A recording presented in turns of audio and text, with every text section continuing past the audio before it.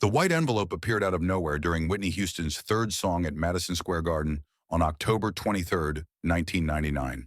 A young security guard had rushed onto the stage mid-performance, whispering something urgent into Whitney's ear before placing the letter directly into her hands.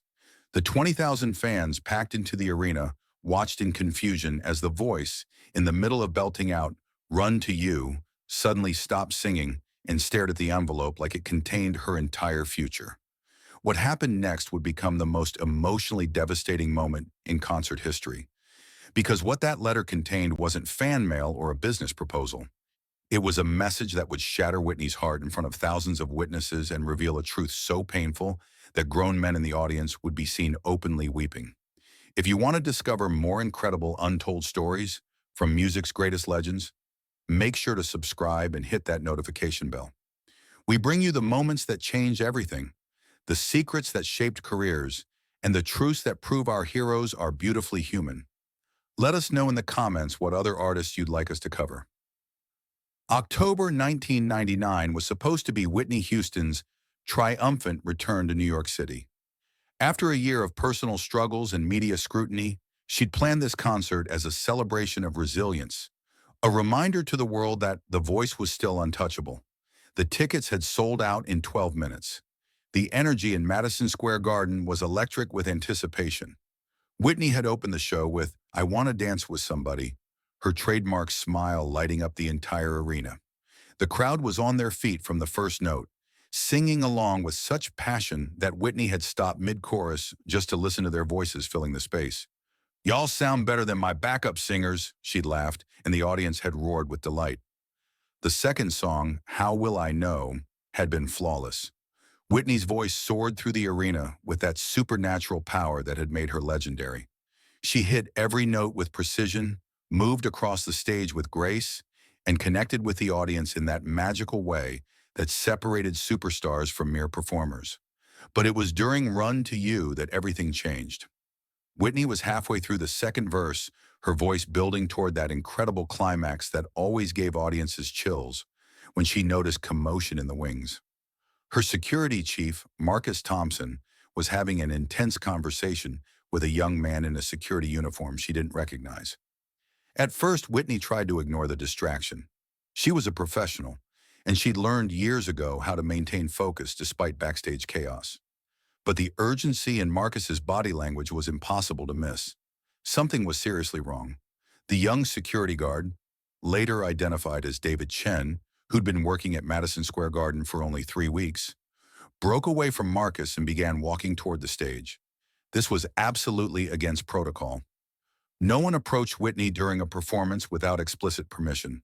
Marcus reached out to stop him, but David shook his head and pointed to something in his hand, a white envelope. Even from the wings, Marcus could see that David was crying. "I have to," David mouthed to Marcus. "She needs to see this now." Marcus faced an impossible decision: stop the security guard and potentially miss something crucial, or let him interrupt one of the most important concerts of Whitney's comeback tour. Looking at David's face, seeing the tears, the desperation, the absolute certainty that this couldn't wait, Marcus made a choice that would change everything. He let David walk onto the stage. Whitney saw him coming and, for a moment, kept singing. But as David approached, she could see he was holding something, and his face was streaked with tears. The audience began to notice the disruption, and a murmur started spreading through the arena. David reached Whitney just as she was approaching the song's powerful bridge. He leaned in close, whispered something in her ear, and placed the white envelope in her hands. Whitney's voice trailed off mid-note. She looked down at the envelope, then back at David, then at the envelope again. The arena fell completely silent. "Ladies and gentlemen," Whitney said, her voice shaking slightly, I need to read something. Please bear with me." She opened the envelope with trembling hands. Inside was a single sheet of paper, handwritten in careful cursive. As Whitney began to read, her expression changed from confusion to shock to something that looked like her heart was breaking in real time. But you haven't heard the most devastating part yet. The letter was from Sarah Williams, a 16-year-old girl from Newark, New Jersey, the same city where Whitney had grown up. But Sarah wasn't writing from her bedroom or a school library. She was writing from a hospital bed at St. Barnabas Medical Center, just 20 miles from where Whitney was performing. The letter began simply, "Dear Miss Houston, my name is Sarah Williams, and I'm dying." Whitney's hands started shaking as she continued reading, but she kept going, the words becoming more powerful with each line. "I have leukemia, and the doctors say I have maybe 2 weeks left. I know you're performing tonight at Madison Square Garden, and I know this is crazy, but I had to try to reach you. Not because I want anything from you, but because I need to tell you something that might save your life the way your music saved mine." Whitney looked up from the letter for a moment, scanning the audience. 20,000 people were watching her read what they thought was probably fan mail, having no idea they were about to witness something extraordinary. She continued reading aloud, her voice growing stronger but more emotional with each word. "Miss Houston, I've been listening to your music since I was 7 years old. When my parents got divorced, your song, Greatest Love of All, taught me that the children are our future, and that I had to believe in myself even when everything was falling apart. When I got sick 2 years ago, I Will Always Love You became my prayer. I would listen to it during chemotherapy and imagine that God was singing those words to me." The arena was completely silent now. Even the technical crew had stopped their work to listen. "But Miss Houston, I'm not writing to thank you for your music. I'm writing because I'm worried about you. I've been reading the newspapers, watching the interviews, and I can see the pain in your eyes. The same pain I see in my mirror every morning. The pain of someone who's fighting a battle they can't win alone." Whitney's voice cracked as she read those words. Several people in the front row were already crying. "I know what it feels like to smile for everyone else while you're dying inside. I know what it feels like to pretend you're strong when you feel like you're disappearing. And I know what it feels like to think that your pain doesn't matter because other people are depending on you to be perfect." Whitney had to pause for a moment to compose herself. The letter was hitting closer to home than anything she'd ever experienced. "Miss Houston, you saved my life with your music, but I think maybe you're the one who needs saving now. So I'm going to tell you what I wish someone had told me when I first got sick. It's okay to not be okay. It's okay to ask for help. It's okay to admit that the person everyone thinks is invincible is actually just human." Wait until you hear what she wrote next. Whitney's voice was barely above a whisper now, but the arena's sound system carried every word to the furthest seats. "I'm dying, Miss Houston, but I'm not afraid anymore. Because your music taught me that love is the greatest gift we can give each other. Not perfect love, not easy love, but honest love. The kind of love that says, I see your pain, and I'm not going anywhere." The audience was transfixed. Many people were openly crying, and some had started recording on their phones, sensing they were witnessing something historic. "I know you'll probably never read this letter. I know security will probably throw it away, but I had to try because I love you too much to watch you destroy yourself. Please, Miss Houston, find someone you trust and tell them the truth about what you're going through. Don't wait until it's too late like I did." Whitney looked up from the letter, tears streaming down her face. The silence in Madison Square Garden was deafening. "The letter ends with this," Whitney said, her voice breaking. "Thank you for teaching me that loving someone means wanting them to be healthy and happy, even if that means they have to stop performing for a while. I will always love you, Whitney Houston. Please love yourself too. Your friend in Newark, Sarah Williams." Whitney folded the letter carefully and looked out at the audience. For a long moment, no one moved, no one spoke, no one even seemed to breathe. Then Whitney did something that no one expected. She walked to the edge of the stage, sat down with her legs dangling over the edge, and began to speak directly to the audience as if they were old friends. 20,000 people in here tonight," she said softly, "and a 16-year-old girl with leukemia is the one with the courage to tell me the truth." She looked down at the letter again. "Sarah Williams, if you're watching this somehow, you need to know something. You're not just dying, baby girl. You're living more honestly than most people ever do. And you just changed my life." Whitney stood up and addressed the audience directly. "How many of you came here tonight thinking Whitney Houston had it all figured out? Thinking the voice was invincible?" Scattered voices called out, "Yes, and we love you, Whitney." "Well, Sarah Williams is right. I'm not invincible. I'm not perfect. And I've been pretending for so long that I almost forgot who I really am underneath all of this. She gestured to the stage, the lights, the spectacle. You're not ready for what happened next. What Whitney did next had never been done before in the history of major concerts. She called her entire band to the front of the stage and, in front of 20,000 people, she told them the truth about her struggles with substance abuse, about the pressure she felt to be perfect, about the loneliness that came with fame. I've been using drugs, she said simply. Not because I want to, but because sometimes being Whitney Houston hurts too much. And I've been lying about it because I was afraid you'd all stop loving me if you knew I was broken. The honesty was breathtaking. Audience members later described feeling like they were witnessing something sacred, something that transcended entertainment and became pure human connection. But this little girl who's facing death with more courage than I've shown in years just reminded me that love isn't about being perfect. It's about being real. And if I keep lying, if I keep pretending, I'm going to end up dying just like she is, except I'll be dying from shame instead of leukemia. Whitney looked directly into the cameras that were broadcasting the concert.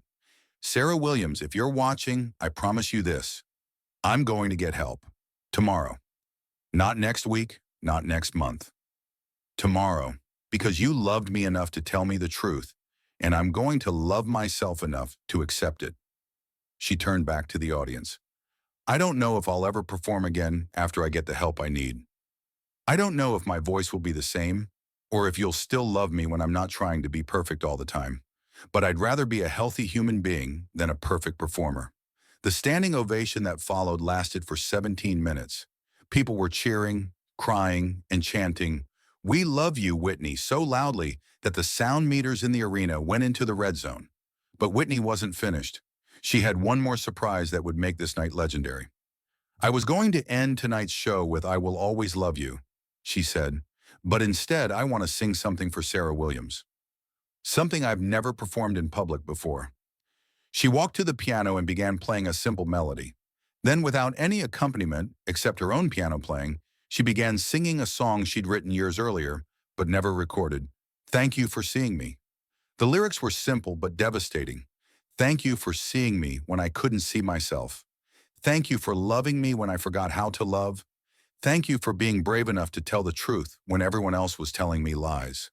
By the time she finished, there wasn't a dry eye in Madison Square Garden. But here's the most incredible part of this story. The next morning, Whitney Houston checked herself into a rehabilitation facility in Minnesota. She stayed for 6 months, working not just on her substance abuse, but on understanding why she'd felt the need to be perfect for so long. During her time in rehab, she received over 3,000 letters from fans who'd been at the concert or seen the footage online. Many of them shared their own struggles with addiction, perfectionism, and the pressure to maintain facades that were destroying them. But the most important letter came 3 weeks after the concert. It was from Dr. Patricia Rodriguez at St. Barnabas Medical Center. "Dear Miss Houston," it read, "I am Sarah Williams's oncologist. Sarah asked me to write to you because she's too weak to write herself now. She wanted you to know that watching your concert that night was the happiest moment of her final weeks. She said knowing that her letter helped you find the courage to seek help made all of her suffering worthwhile." The letter continued. Sarah passed away peacefully on November 12th. Her last words were, "Tell Whitney I'm proud of her." She also wanted you to have something. Enclosed with the letter was Sarah's hospital bracelet and a small note in shaky handwriting. "Keep this to remember that someone loved you enough to tell you the truth. Love, Sarah." Whitney wore that hospital bracelet every day for the rest of her life. When Whitney returned to performing 8 months later, her voice was different. Not weaker, but more honest. She couldn't hit some of the same high notes, but what she'd gained in emotional authenticity more than made up for what she'd lost in technical perfection. Her first concert back was at a small venue in Newark, New Jersey, just a few miles from where Sarah Williams had lived. She dedicated the entire show to Sarah and announced the establishment of the Sarah Williams Foundation for young people struggling with illness and addiction. The footage of Whitney reading Sarah's letter at Madison Square Garden became one of the most watched concert videos in history, not because of the musical performance, but because of the raw humanity it captured. Music critics called it the most important moment in concert history. not for its technical brilliance, but for its courage. The night a superstar chose truth over image, vulnerability over invincibility, and love over fear. Sarah Williams lived for 3 weeks after Whitney's concert. In those final weeks, she received cards and flowers from celebrities around the world who'd been inspired by her courage. But according to her parents, what made her happiest was knowing that her letter had helped save someone's life. Today, the Sarah Williams Foundation has helped over 10,000 young people get treatment for addiction and illness. Whitney's commitment to honesty about her struggles inspired a generation of performers to be more open about their mental health and personal challenges. But perhaps the most lasting impact of that night was the message it sent to anyone struggling with the pressure to be perfect. Sometimes the most powerful thing you can do is admit you're human. Whitney Houston stopped her show to read a letter from a dying teenager. What that letter said destroyed everyone's assumptions about strength, perfection, and what it really means to love someone.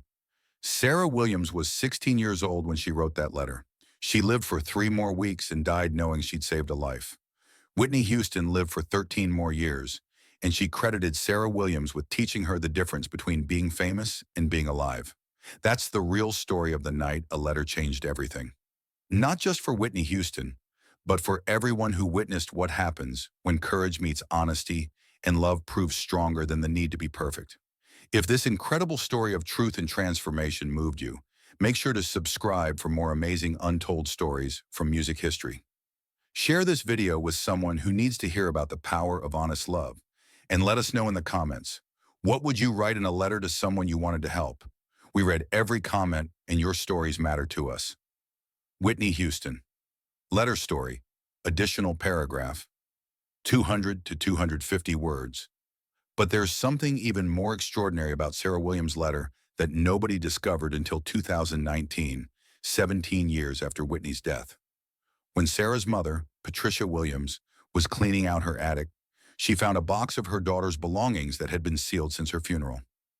Inside was Sarah's diary, and the entries from October 1999 revealed the true depth of what had motivated that life-changing letter. Sarah had written, October 20th. I watched Whitney's interview on TV today, and I saw something in her eyes that I recognized from my own mirror. She's dying too, just in a different way. The doctors say I have days left, but Whitney might have years if someone helps her. I have to try. If I'm going to die anyway, maybe my death can mean something if it saves her life. The diary revealed that Sarah had spent her final weeks researching Whitney's struggles, reading every interview, watching every appearance, studying the subtle signs of someone crying for help. She'd written 17 different drafts of the letter, each one more honest than the last, before settling on the version that would change everything. The final entry, dated just hours before the concert, read, I don't know if she'll read it, but I had to try. Sometimes the dying are the only ones brave enough to tell the living the truth. If Whitney gets help because of my letter, then every day of my suffering will have been worth it. Love isn't about how long you live, it's about what you do with the time you have. Patricia Williams donated Sarah's diary to the Whitney Houston Foundation, where it's now displayed alongside the original letter, reminding visitors that sometimes the smallest acts of courage create the biggest changes.